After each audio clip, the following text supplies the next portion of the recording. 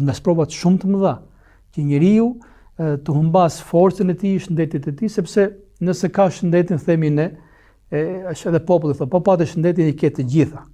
Që nuk kupton sepse nëse ka shëndetin ai do të punojë, do të ruajë nderin e tij, ndoshta do t'i jap Zoti edhe fëmijë, por kur humbet edhe ai shëndetin.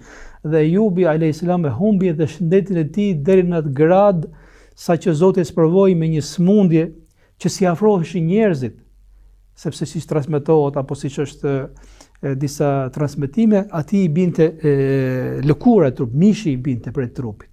Dhe trupi filloi të prishej.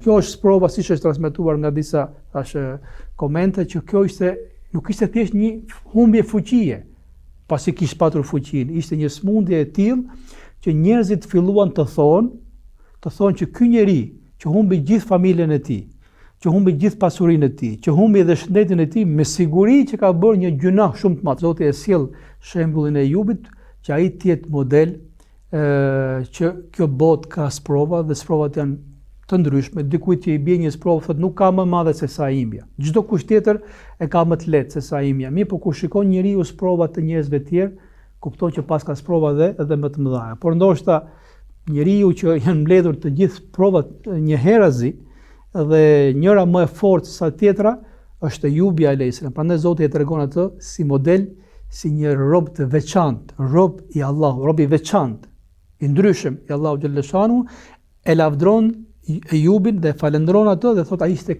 gjithmonë kthyes tek Zoti.